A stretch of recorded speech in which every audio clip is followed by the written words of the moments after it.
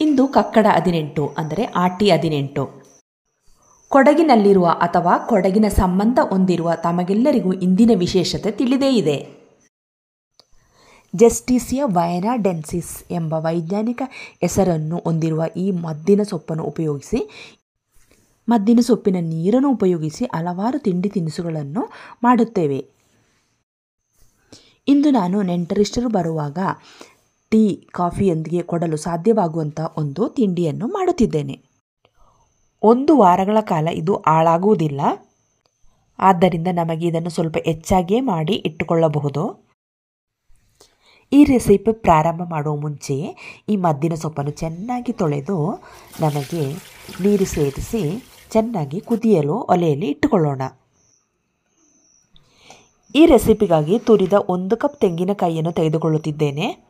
ಹಾಗೆಯೇ 1 ಕಪ್ ರವೆ, 2 table spoon ಎಳ್ಳು, 1 ಟೀ ಸ್ಪೂನ್ ಜೀರಿಗೆ, 1/4 ಟೀ ಸ್ಪೂನ್ ಉಪ್ಪು. ಒಲೆಯಲ್ಲಿ ಮದ್ದಿನ ಸೊಪ್ಪಿನ ನೀರು ರೆಡಿ ಆಗ್ತಾ ಇದೆ. ಈ ಎಲೆಯಲ್ಲಿರುವ ಎಲ್ಲ ಔಷಧೀಯ ಗುಣಗಳು ಈ ನೀರಿನಲ್ಲಿ ಇಳಿಯುತ್ತಿದೆ. ಅರ್ಧ ಗಂಟೆಯಲ್ಲಿ ನೀರಿನ ಬಣ್ಣ ಬದಲಾಗುತ್ತದೆ. ಆದರೆ ನಾನು ಕಳೆದ 1 ತಾಸುಗಳ ಹಿಂದೆ ಇದನ್ನು ಒಲೆಯಲ್ಲಿ ಇಟ್ಟಿದ್ದೇನೆ. ಈಗ ನಮಗೆ ಈ ನೀರಿನ ಅವಶ್ಯಕತೆ ಇಲ್ಲ. ನಮಗೆ ಮೊದಲು ರವೆ ಮಿಕ್ಸನ್ನು ರೆಡಿ ಮಾಡಿ ಇಟ್ಟುಕೊಳ್ಳೋಣ.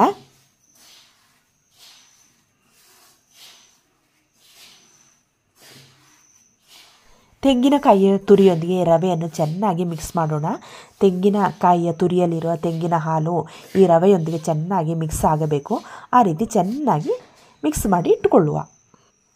ಮಿಕ್ಸ್ ಮಾಡಿದ ನಂತರ ಒಂದು 5 ನಿಮಿಷ ಹೀಗೆ ಇಟ್ಟುಕೊಂಡರೂ ಸಹ ಒಳ್ಳೆಯದೇ. ತದನಂತರ ಸ್ಟವ್ನಲ್ಲಿ ಇಟ್ಟು ಒಂದು 20 ನಿಮಿಷಗಳ ಕಾಲ ಚೆನ್ನಾಗಿ ಈ ರೀತಿ ಉರಿಯಬೇಕು. ಮೊದಲ 4-5 ನಿಮಿಷ ಹೈ ಫ್ಲೇಮ್ನಲ್ಲಿಟ್ಟು ತದನಂತರ 15 ನಿಮಿಷ ಕಾಲ ಮೀಡಿಯಂ ಫ್ಲೇಮ್ನಲ್ಲಿ ಇಟ್ಟು ಉರಿದರೆ ಸಾಕು. ನೀರಿನ ಅಂಶ ಇರಬಾರದು, ಚೆನ್ನಾಗಿ ಒಣಗಿದ ರೀತಿಯಲ್ಲಿ ಇರಬೇಕು. ಈಗ ಇದು ಸರಿಯಾದ ಹದಕ್ಕೆ ಬಂದಿದೆ. ಆದರೂ ನಾನು ಲೋ ಫ್ಲೇಮ್ನಲ್ಲಿಟ್ಟು ಮಧ್ಯೆ ಮಧ್ಯೆ ಕದಡುತ್ತಾ ಇರುತ್ತೇನೆ. ಆ ಸಮಯದಲ್ಲಿ ನಾವು ಸಕ್ಕರೆ ಪಾನಿ ಮಾಡಬೇಕು. ನಾನು ಇಲ್ಲಿ ಅಳತೆ ಮಾಡಿದ ಅದೇ ಕಪ್ನಲ್ಲಿ 3/4 ಕಪ್ ಸಕ್ಕರೆಯನ್ನು ತೆಗೆದುಕೊಂಡಿದ್ದೇನೆ. ಸಕ್ಕರೆ ಪಾಕ ಮಾಡಲು ಅರ್ಧ ಕಪ್ನಷ್ಟು ಮದ್ದಿನ ನೀರನ್ನು ಹಾಕ್ತಾ ಇದ್ದೇನೆ.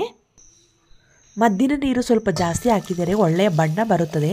ಆದರೆ ತುಂಬ ಹೊತ್ತು ಇಡಬೇಕಾಗುತ್ತೆ. ಇದು ಸರಿಯಾದ ಅದಕ್ಕೆ ಸಕ್ಕರೆ ಎಲ್ಲ ಚೆನ್ನಾಗಿ ಕರಗಿ ನಾವು ಮುಟ್ಟಿ ನೋಡಿದಾಗ ಒಂದು ರೀತಿಯ ಅಂಟು ರೂಪ ಬರುತ್ತದೆ. ಆಗ ನಮಗೆ ಸ್ಟವ್ ಆಫ್ ಮಾಡಬಹುದು. ಈ ರೀತಿ ಮುಟ್ಟಿ ನೋಡಿದಾಗ ಒಂದು ನೂಲಿನ ರೀತಿ ಕಾಣುತ್ತದೆ. ಆ ಹದಕ್ಕೆ ಬರುವುದು ಬೇಡ. ಯಾಕೆಂದರೆ ನಮ್ಮ ತಿಂಡಿಯು ಇನ್ನೂ ಸ್ವಲ್ಪ ಗಟ್ಟಿಯಾಗುತ್ತದೆ. ಆ ಒಂದು ರೀತಿಗೆ ಬಂದರೆ ಅದಕ್ಕಿಂತ ಸ್ವಲ್ಪ ಮುಂಚೆ ನಾವು ಸ್ಟವ್ ಆಫ್ ಮಾಡಬೇಕಾಗುತ್ತದೆ.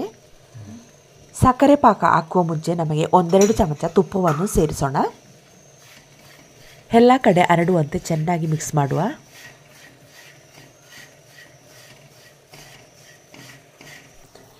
ಈಗ ಇದು ಸರಿಯಾದ ಹದಕ್ಕೆ ಬಂದಿದೆ. ಈ ಮದ್ದು ನೀರನ್ನು ಅಥವಾ ಸಕ್ಕರೆ ಪಾಕವನ್ನು ಒಟ್ಟಿಗೆ ಸೇರಿಸೋದು ಬೇಡ. ಸ್ವಲ್ಪ ಸ್ವಲ್ಪ ಹಾಕಿ ಚೆನ್ನಾಗಿ ಮಿಕ್ಸ್ ಮಾಡಿ ನೋಡಿ. ಸರಿಯಾದ ಒಂದು ಹದಕ್ಕೆ ಈ ರೀತಿ ಎಲ್ಲ ಮಿಕ್ಸ್ ಆಗುವಷ್ಟು ನೀರು ಮಾತ್ರ ಅಥವಾ ಮದ್ದಿನ ನೀರು ಮಾತ್ರ ಸಾಕು. ನೋಡಿ, ಈ ರೀತಿ ಇಷ್ಟು ಮಿಕ್ಸ್ ಆಗುವವರೆಗೆ ಮಾತ್ರ ಪಾಕವನ್ನು ಸೇರಿಸಿದರೆ ಸಾಕು. ಇನ್ನು ನಮಗೆ ಚೆನ್ನಾಗಿ ಇದು ಮಿಕ್ಸ್ ಮಾಡಿ ಇನ್ನು ನಮಗೆ ಶಾವಿಗೆ ಮಿಷಿನ್ ಅಥವಾ ಚಕ್ಕುಳಿ ಮೇಕರ್ ಇದೆಯಲ್ವಾ, ಅದನ್ನು ಉಪಯೋಗಿಸ್ಕೊಂಡು ಒಳ್ಳೆಯ ಒಂದು ಶೇಪ್ ಮಾಡ್ಬೋದು ಬಹಳ ಸುಲಭದಲ್ಲಿ. ಕೆಳಗಡೆ ಇರುವ ಈ ಮುಚ್ಚಳ ಇದೆಯಲ್ವ, ಅದನ್ನ ತೆಗೆದುಬಿಡೋಣ. ಆಮೇಲೆ ಇದೇ ರೀತಿ ಪ್ಲೇಟಲ್ಲಿ ಇಟ್ಟು ನಮಗೆ ಒಂದು 2 ಟೇಬಲ್ ಸ್ಪೂನಷ್ಟು ನಾವು ಮಿಕ್ಸ್ ಮಾಡಿಟ್ಟಿರುವ ರವೆ ಮಿಕ್ಸನ್ನು ಹಾಕಿಕೊಳ್ಳುವ. ತದನಂತರ ಇದರ ಮೇಲೆ ಇದೆಯಲ್ವಾ, ಅದನ್ನ ಸ್ವಲ್ಪ ಹಾಗೆ ಪ್ರೆಸ್ ಮಾಡಿದರೆ ಸಾಕು. ಕೆಳಗಡೆ ಆ ಕಡೆ ಹನ್ನೆರಡಾಗಿ ಇಟ್ಕೊಂಡು ಚೆನ್ನಾಗಿ ಪ್ರೆಸ್ ಮಾಡಿ 1-2 ಸರಿ ಆ ಕಡೆ ಈ ಕಡೆ ತಿರುಗಿಸ್ಬೇಕು. ತಿರುಗಿಸಿದ್ರೆ ಮಾತ್ರ ಮೇಲೆ ಶೇಪ್ ಸಿಗುತ್ತೆ. ಈಗ ನೋಡಿ ಎಷ್ಟು ಚೆನ್ನಾಗಿ ಕಾಣಿಸ್ತಾ ಇದೆ ಬಿಸ್ಕೆಟ್ ಥರ. ಎಷ್ಟು ಈಸಿಯಾಗಿ ಈ ರೀತಿ ಮಾಡ್ಬೋದಲ್ವಾ. ಇದನ್ನು ನಾವು 1 ವಾರಗಳ ಕಾಲ ಹೊರಗಡೆ ಇಟ್ಟರು ಯಾವುದೇ ರೀತಿ ಹಾಳಾಗೋದಿಲ್ಲ. ಅದರಿಂದ ಯಾವಾಗ ಬೇಕಾದ್ರೂ ನಮಗೆ ಉಪಯೋಗಿಸ್ಬೋದು. ನೆಂಟರೆಲ್ಲ ಬರುವಾಗ ಕಾಫಿ ಟೀ ಜೊತೆ ಸಹ ಕೊಡ್ಬೋದು. ಈ ವರ್ಷದ ಆಟಿ 18ಗೆ ಎಲ್ಲರೂ ಈ ಒಂದು ಹೊಸ ರೀತಿಯ ತಿಂಡಿಯನ್ನು ಟ್ರೈ ಮಾಡಿ ನೋಡಿ. ಇಷ್ಟ ಆದರೆ ತಿಳಿಸಿ. ನಾನು ನನ್ನ ಚಾನಲ್ನಲ್ಲಿ ಮದ್ದಿನ ಸೊಪ್ಪನ್ನು ಉಪಯೋಗಿಸಿ ಯಾವ ರೀತಿ ಹಲ್ವಾ ಮಾಡ್ಬೋದು ಅಥವಾ ಪಾಯಸ ಮಾಡಿದ ಅದೇ ರೆಸಿಪಿ ಉಪಯೋಗಿಸ್ಕೊಂಡು ಯಾವ ರೀತಿ ಹಲ್ವಾ ಮಾಡ್ಬೋದು ಅನ್ನೋದನ್ನು ಕಳೆದ ವಿಡಿಯೋದಲ್ಲಿ ಹಾಕಿದ್ದೇನೆ. ಅದರ ಲಿಂಕನ್ನು ನಾನು ಕೆಳಗಡೆ ಡಿಸ್ಕ್ರಿಪ್ಷನ್ ಬಾಕ್ಸ್ನಲ್ಲಿ ಕೊಡ್ತೀನಿ. ಒಮ್ಮೆ ಟ್ರೈ ಮಾಡಿ ನೋಡಿ. Thank you for watching.